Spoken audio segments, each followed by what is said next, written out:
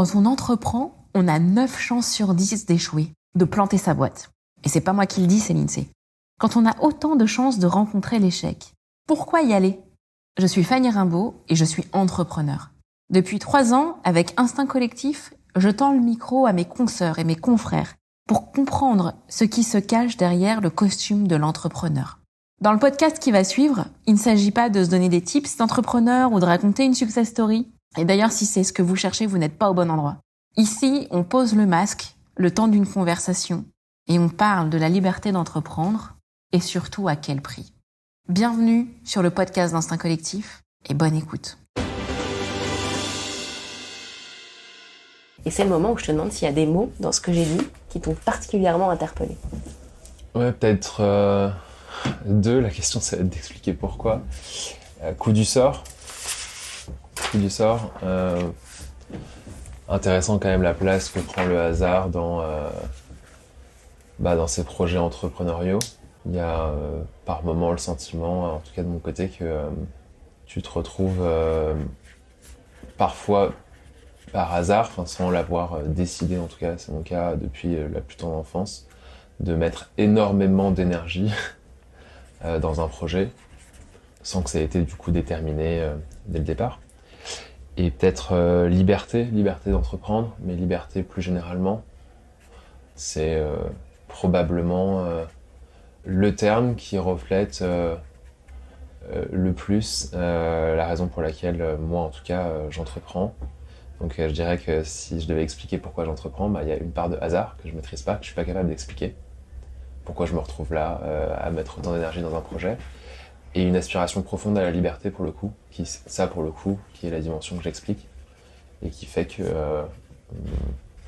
aujourd'hui en tout cas je m'imaginerais pas du tout ailleurs que là où je suis en ce moment. Voilà.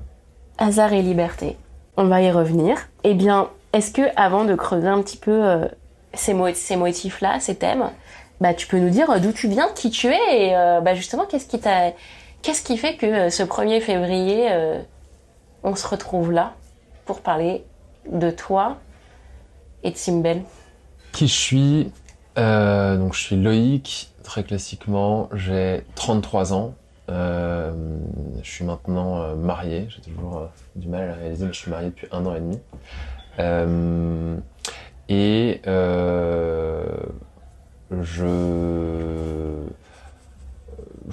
Si je te fais un peu le classique académique puis professionnel, j'ai entamé des études assez généralistes après le bac à Sciences Po. J'avais aucune idée de ce que je voulais faire.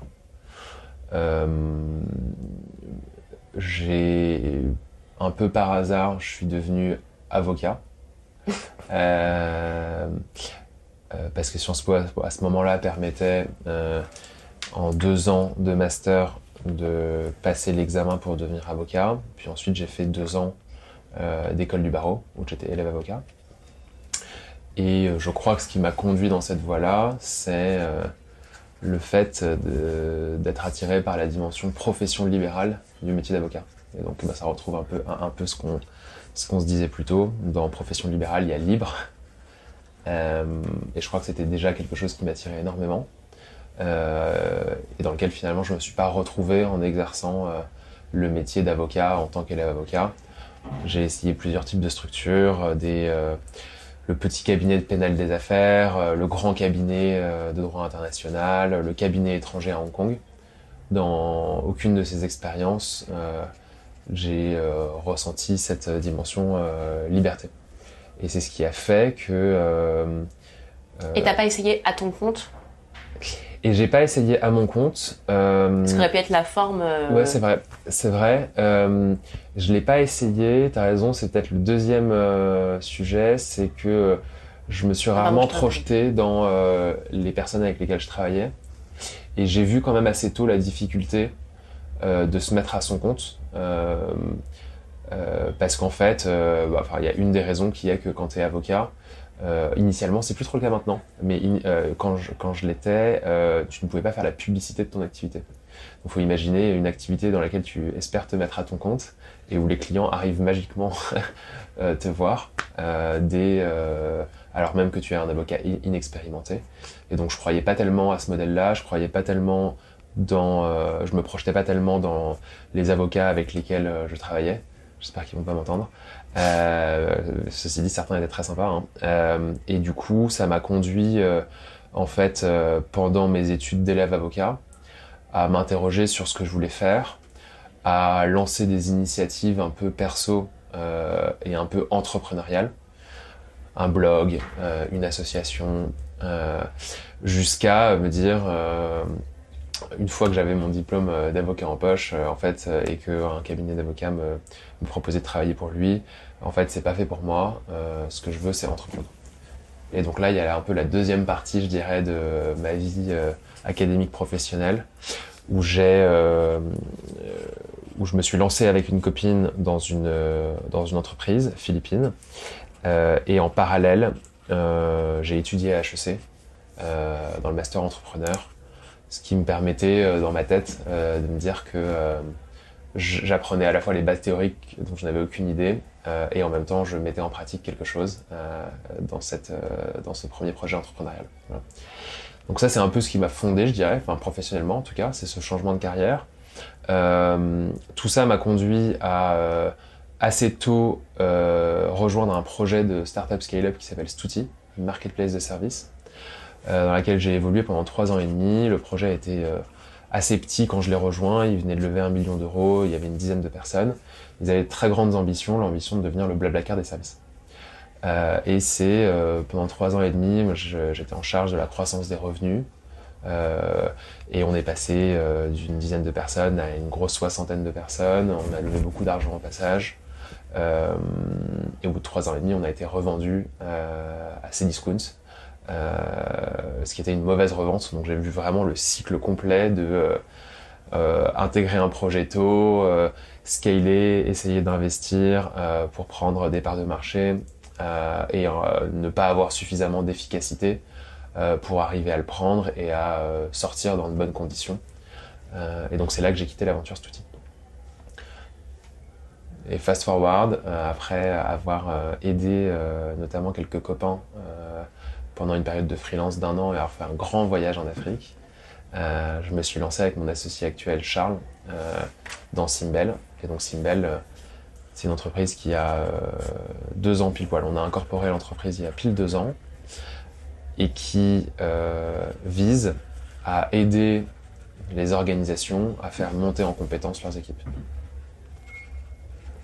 Le point principal, sans rentrer dans le détail des Simbel, parce que j'imagine qu'on aura l'occasion d'en reparler, mais c'est qu'en fait, quand tu regardes aujourd'hui la fonction RH, c'est une façon de regarder le problème, mais quand tu regardes la fonction RH, beaucoup des sujets sont digitalisés, efficaces et permettent une bonne expérience côté collaborateur. La paye, tu vois, avec des acteurs comme Payfit, le recrutement avec des ATS, tu connais peut-être Lever, les entretiens annuels avec des entreprises comme Culturamp, Javelot et Levo, tout ça, ce sont des fonctions RH qui sont digitalisées et pour lesquelles l'expérience est de meilleur en meilleur.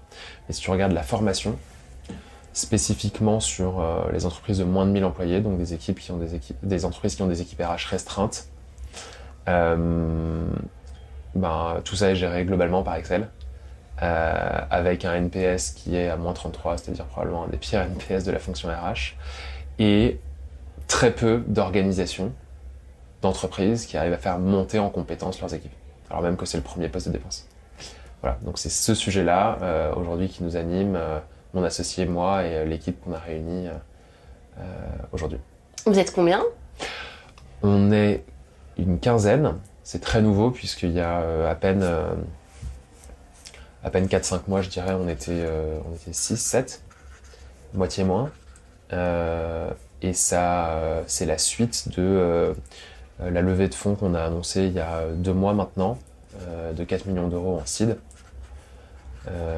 qui nous conduit à investir à la fois dans le développement du produit, je pourrais revenir dessus, mais pour qu'il soit plus complet, plus efficace, et que un seul outil permette à une entreprise de gérer l'ensemble du sujet formation, et dans la croissance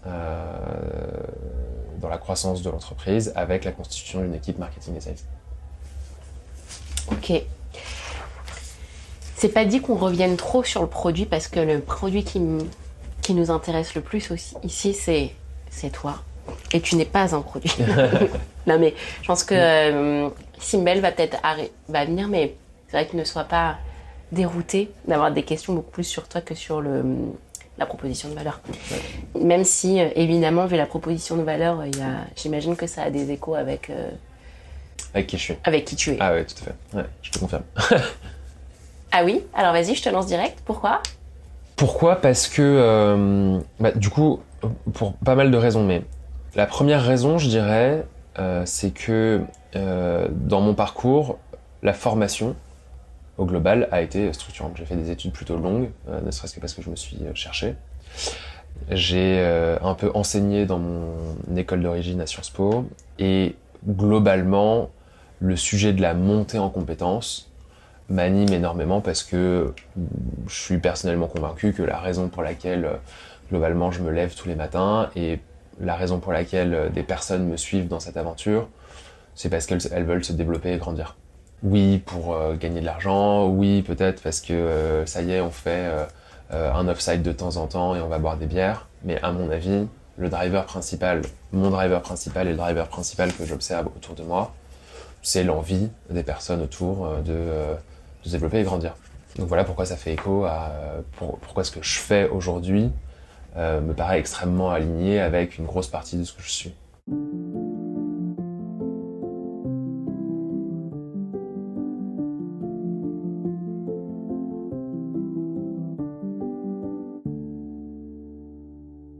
Tu parlais des coups du sort, et c'est le premier mot, je crois, sur lequel tu as rebondi dans le petit texte que je t'ai lu. Ouais.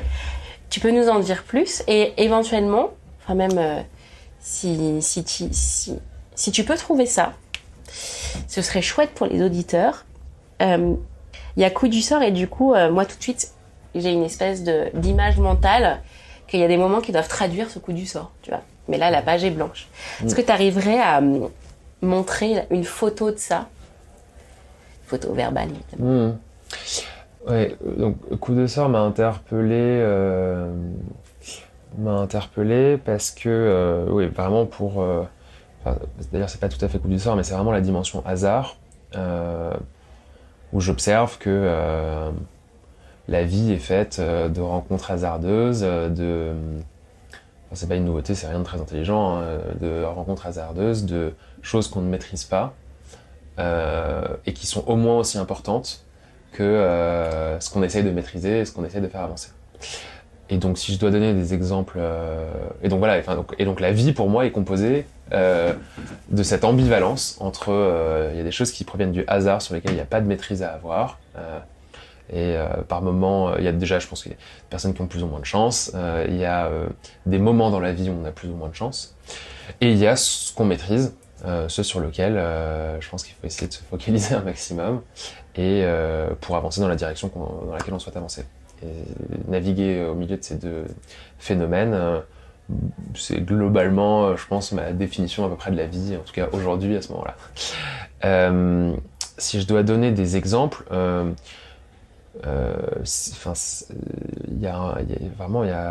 chaque moment de ma vie, en fait, j'ai des hasards qui sont survenus.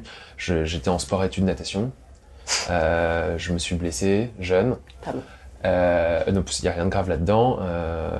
Du coup, j'ai changé de lycée, qui était un lycée beaucoup plus central dans Paris, beaucoup plus exigeant, beaucoup plus élitiste. Sans ce coup du sort, rien de ce que je suis aujourd'hui n'aurait été. Non pas que ce soit une réussite, mais en tout cas, ça aurait été un parcours différent. D'ailleurs, excuse-moi de te dire ça, mais parce que si je vais mettre sur la table du coup un peu tous les effets clichés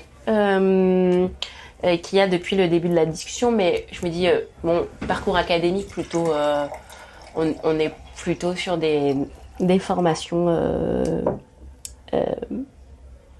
reconnues, prestigieuses, et en même temps l'entrepreneuriat, puis ce rapport au hasard, etc. Je dis ça parce que j'ai un biais. Voilà, je te mets mon biais sur la table. Ouais. C'est que c'est rare en fait les Sciences Po qui entreprennent. par exemple. Ouais, c'est vrai. Ouais, tout à fait. Parce qu'il y en a d'éminents qui ont entrepris. Oui, évidemment. Non, mais non, tout à fait, t'as raison. C'était très nouveau. Au moment où quelques copains et moi s'intéressons à l'entrepreneuriat, ça dénotait énormément. Du coup, j'ai un peu ces deux morceaux du puzzle, tu vois. Et donc, je me suis dit, et en fait, typiquement, Loïc, ses parents font quoi? Eh ben, Loïc, ses parents... je vois à peu près pourquoi tu poses cette question. Oui, je suis tu vois bien sûr, mais c'est vrai que je t'ai parlé de clichés, parce qu'on n'est que dans un phénomène de raisonnement par... Ouais. Donc j'imagine que derrière la question, c'est la reproduction sociale d'une façon ou d'une autre. Donc moi, mes parents... Et les leviers qui favorisent l'entrepreneuriat. Et les leviers qui favorisent l'entrepreneuriat, ouais, tout à fait. Ok. Eh ben, mes parents... mon papa est ingénieur dans une entreprise française qui s'appelle Thales. Je dirais pas que c'est quelqu'un d'entreprenant, mais je dirais pas que c'est un entrepreneur. C'est quelqu'un qui a fait toute sa carrière, 40 ans, chez Thales. Il y en a encore. Il y en a encore, exactement, même si là il vient d'aller à la retraite, donc je sais pas si d'autres personnes sur... Voilà, la question c'est... Le dernier des dinosaures. Est-ce que c'est le dernier ou pas? Et maman travaille dans une école de psychologue qui s'appelle Psychoprate, qui est la raison pour laquelle j'ai abouti dans le lycée dans lequel je suis allé, qui était Stanislas, parce que cette école est située pile en face du lycée, et à ce moment de ma vie où j'étais, agité, elle était très contente de savoir que j'étais à portée de main. Voilà, et maman s'occupe du service administratif de cette école. Voilà. Est-ce que ça dit des choses sur la reproduction sociale et l'envie d'entreprendre? À minima, factuellement, tu n'es pas dans une famille d'entrepreneurs. Exactement, ouais, c'est ça. Et je crois pas avoir... et les entrepreneurs de mon univers familial sont au niveau grands-parents et oncles. Donc j'ai été exposé à cette image quand même, c'est des artisans. Mais je crois pas pouvoir dire que j'ai ni évolué dans un milieu d'entrepreneur, ni évolué dans un milieu élitiste. Parce que la façon dont tu as dit j'ai su que je voulais entreprendre, c'est les cabinets d'avocats, etc. Ce qui m'est venu, et pourtant ça pourrait me dire à chaque interview, mais ça m'est venu chez toi. Je me suis dit, mais en fait, ça voulait dire quoi pour lui entreprendre? J'ai senti que c'était un mot magique. Magique, ouais. Mais je crois liberté, hein. Je crois liberté. Liberté... Parce que tu aurais pu dire, tiens, je vais naviguer. Je vais... Ouais. Je vais prendre un sac à dos, je vais faire le tour du monde, et puis je vais devenir blogueur, puisque tu veux bloguer. Ouais. Et donc... Ah oui, plus précisément, à quel type de projet d'entrepreneuriat ça me fait penser, c'est ça? C'est une forme de liberté... Oui. Ouais. Pour moi, pareil, si on parle de l'ambivalence comme ça de la vie, pour moi, l'ambivalence de l'entrepreneuriat, c'est d'un côté l'opportunité d'être libre, je pourrais revenir là-dessus, à plein de niveaux à mon avis, et la crainte de se mettre en danger, la peur. Cette peur-là, je pense ne pas y avoir trop été exposée, en tout cas elle n'a pas été suffisamment grande pour m'empêcher d'entreprendre. Mes études ont fait que je me suis quand même globalement dit que au pire du pire, je retrouverai un travail, et c'est pas quelque chose qui m'a noué le ventre avant de me lancer, en me lançant et aujourd'hui. Du coup, ça c'est peut-être une chance typiquement, et ça, à mon avis, ça relève du hasard. Aujourd'hui, mon sentiment, c'est que je bénéficie que des upsides à entreprendre. La liberté d'innover, la liberté sur son emploi du temps, la liberté aussi peut-être financière dans un second temps. Et donc c'est ça qui m'anime à mon avis dans le projet d'entreprendre. Et voilà peut-être ce qui explique que l'entrepreneuriat chez moi, c'est plutôt monter un projet et le pérenniser, plutôt que de prendre mon sac à dos et de barouder. Cet outil, je pense que c'est un moment assez important du coup dans tout ça. Tel que tu l'as, si je refais la fresque pour m'assurer qu'on est OK sur la timeline. Ouais. Sciences Po initiation ensuite au métier d'avocat, avocat no-go zone égale entrepreneur égale HEC entrepreneur. Exactement. Égale cet outil. Est-ce que cet outil, tu le voyais comme ton aventure entrepreneuriale ou tu le voyais comme ton incubation d'entrepreneur? Un peu des deux. C'est ça qui a fait que j'ai choisi cet outil. Voilà. Mais tu savais qu'à terme, t'allais monter ton... Oui, je l'avais, je pense. En tout cas, j'en avais très envie. Ouais, tout à fait. Projet naissant, grosse ambition, capacité d'apprentissage extrêmement importante. C'est pas moi qui ai pris les risques, c'était les cofondateurs. Et en même temps, terrain de jeu incroyable avec tout ce qu'il y a dans un projet naissant qui a des fortes ambitions et qui est financé. En le voyant de l'intérieur, là, de 10 à la revente, ouais. Qu'est-ce que tu t'es dit, ça, c'est bon, ça je prends, ça je laisse. Alors, il y a à la fois, je dirais, des enseignements sur la partie métier compétences et sur l'aventure entrepreneuriale. Sur la partie métier compétences, c'est la plus facile. J'ai appris la marketplace, comment ça fonctionne, sur probablement un des sujets de marketplace qui est le plus difficile. Ouais, marketplace de services, on est sur un mode hardcore de la marketplace. Ouais, exactement. J'ai appris... Et d'ailleurs, tu t'es dit que c'était craquable ? Ou tu t'es dit c'est pas... Je me suis... rétrospectivement, je pense que c'est craquable, mais qu'on n'a pas fait les bons choix au bon moment pour le craquer. Mais je pense que ça reste craquable. Le sujet principal, je pense, c'est comment on réinstaure de la confiance dans les services. Et nous, on a essayé de le faire de façon très horizontale, c'est-à-dire de donner la possibilité à n'importe quel type de service, qu'il s'agisse du babysitting, du bricolage, du ménage, d'avoir une infrastructure de confiance qui fait que le paiement est sécurisé, que la prestation est assurée, etc., etc. C'est pas exclu que, à mon avis, ça a énormément de vertus, le fait d'y aller horizontalement, mais avoir un focus vertical par vertical aurait, à mon avis, permis de trouver des points de rentabilité plus rapidement et de progresser, en fait, de progresser dans le déploiement de cette confiance qu'on instaurait service après service. Et tu te souviens si, à l'époque, ça avait été un choix stratégique d'y aller par vertical ou horizontal ? Ouais, on s'est posé la question. On s'est posé la question et pour plein de raisons, on n'y est pas allé. On n'y est pas allé aussi avec le niveau de focus qu'on aurait dû avoir, à mon avis, à ce moment-là. Ok. Parce qu'on n'avait pas toutes les données, parce que on avait d'autres enjeux, pour plein de raisons. Bien sûr. Mais en tout cas, c'est facile d'évaluer les décisions. Exactement. Exactement. Dans le futur, quand on est face à elle. Ouais, tout à fait. T'es forcément face à l'inconnu. Ouais, tout à fait. Ce que j'ai gardé en revanche, tu vois, c'est le fait, je pense qu'à vie, je suis marqué par le fait d'aller pas à pas dans l'aventure entrepreneuriale et de ne pas sauter dans le vide. C'est-à-dire que je pense que c'est un peu trop ce qu'on a pu faire avec cet outil où on n'arrivait pas suffisamment à atteindre un milestone de revenus pour ensuite investir de nouveau, puis atteindre un nouveau milestone, puis investir de nouveau. Parce que, à mon avis, la vision était juste et parce que notre raisonnement était bon, mais on a besoin, je pense, quand on crée un projet, d'avancer pas à pas et de s'assurer que ce qu'on a construit, c'est bien un actif sur lequel on peut se reposer pour construire la marche d'après. Ça, c'est probablement l'enseignement général que j'ai tiré de cette aventure. Ok. Du coup, ça donne quel pilote aujourd'hui pour Simbel ? Je pense que ça donne... Et quel type d'indicateur tu surveilles ? Je pense que ça donne une philosophie de progression de l'entreprise qui est très alignée avec le monde du B2B et qui est très alignée aussi avec le contexte actuel où la recherche de croissance à tout prix n'est plus le modèle exactement qui est souhaité, ce qui ne veut pas dire pas la recherche de croissance, mais ce qui veut dire une recherche de croissance peut-être plus maîtrisée. C'est ça que ça donne comme philosophie de l'entreprise et de son modèle de croissance. On parle du rapport à l'investissement là par exemple ? Oui, c'est ça. On parle de quand tu lèves 4 millions d'euros, comment est-ce que tu décides d'allouer cet investissement ? Est-ce que tu veux miser sur de la croissance à tout prix, donc tu investis à fond sur partout et tu essayes en te disant que ce qui va en ressortir c'est un maximum de croissance ?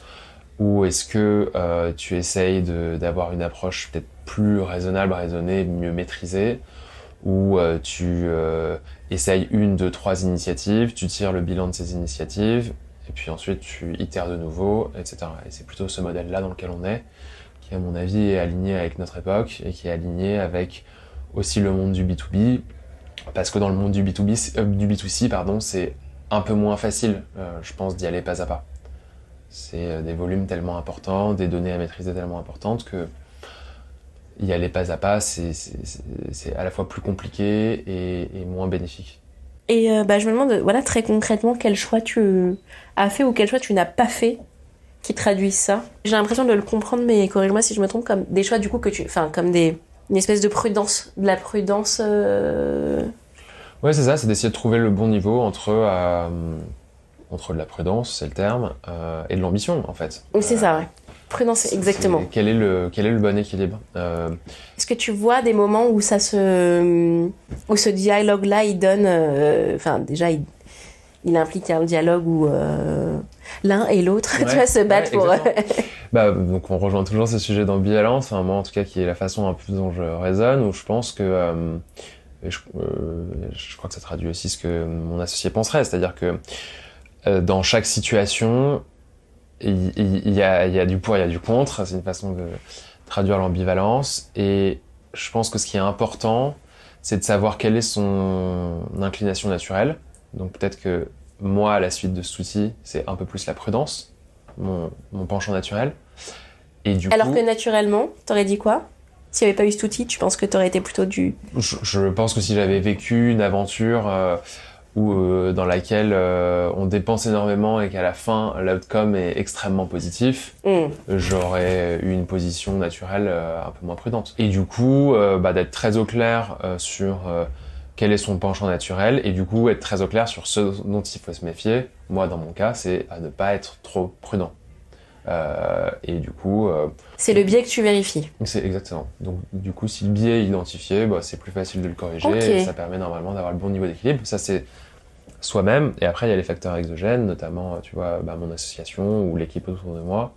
C'est de s'assurer qu'il y a un bon équilibre aussi de personnes, quoi, qui font avancer le projet. Et en l'occurrence, je suis convaincu que Charles et moi, on est très complémentaires, notamment sur ce point, mais sur plein d'autres, et qui font qu'on arrive à avoir on essaye d'avoir en tout cas le bon niveau d'équilibre et de justesse dans les décisions. Elle est où la prudence chez lui? C'est un... Charles, donc lui, il vient du monde complémentaire au mien, c'est-à-dire là où j'étais dans le B2C, il était dans le B2B. Là où moi, mon rapport à la formation, c'est quasiment end user, quoi. C'est aimer la formation, avoir été manager et avoir vu que on passait de plus en plus de temps à créer des rituels pour identifier les besoins d'amélioration des uns et des autres, mais pas de plan d'action. Lui, il est du côté plutôt expertise sur l'industrie, parce qu'il vient de chez 360 Learning, donc il a bien vu ce qui se passait au niveau de l'industrie. Bref, il y a plein de points de complémentarité comme ça. Et sur le sujet prudence en particulier, comment est-ce qu'il est complémentaire à moi? Moi, je pense sur des sujets différents. C'est quoi le biais chez lui qui est objectivé et justement... Le biais objectivé, je pense, et là où pareil, pour moi, c'est une zone de complémentarité. Donc lui vient du monde du B2B, comme j'ai dit, du consulting, et donc son biais objectivé, c'est la rigueur. C'est attention à ne pas être trop rigoureux, et c'est quelque chose qu'il maîtrise assez bien, le fait de s'en rendre compte, le fait de ne pas demander d'aller trop loin à ses équipes, et le fait aussi que par moments, moi, je me pousse à être plus entrepreneur. Non pas que ce soit pas un entrepreneur, hein, c'est un très bon entrepreneur, mais lui part d'un univers de plus de rigueur. Moi, je pars peut-être de plus d'entrepreneuriat, et on se retrouve à peu près à mi-chemin. Je vois bien. Peut-être avec un petit risque d'over-engineering, par exemple. Non? Ouais, mais non, pas tant que ça. Non. Je dirais vraiment, je suis pas en train de parler d'un travers. Oui, ok. Ce serait un travers s'il n'était pas maîtrisé. Je parle vraiment plutôt d'un point de départ de la réflexion, où moi je vais vouloir aller, je pense, plus vite, plus directement sur des initiatives. Lui va vouloir y aller de façon plus structurée et plus qualitative. Et du coup, je pense que on se retrouve à peu près à mi-chemin et que c'est très bien comme ça. Ok. J'entends aussi que l'homme que tu es aujourd'hui, c'est aussi quelqu'un qui a doublé de taille en quelques mois. Je me dis que ça doit être un moment, c'est un passage, un virage important. Ouais, c'est un virage, ouais, t'as raison. Ouais. Comment je le perçois, c'est ça? Ouais. Et comment tu le vis? Très franchement, hyper excité. Hyper excité pour plein de raisons. Donc la première, c'est hyper excité à l'idée d'appliquer à une petite échelle encore, certes, mais plus grande échelle, le fait d'intégrer des collaborateurs, les faire progresser, et pas directement, mais de leur proposer un univers. En fait, t'as un use case chez toi, quoi. Exactement, où ils progressent. Donc ça, c'est quand même génial.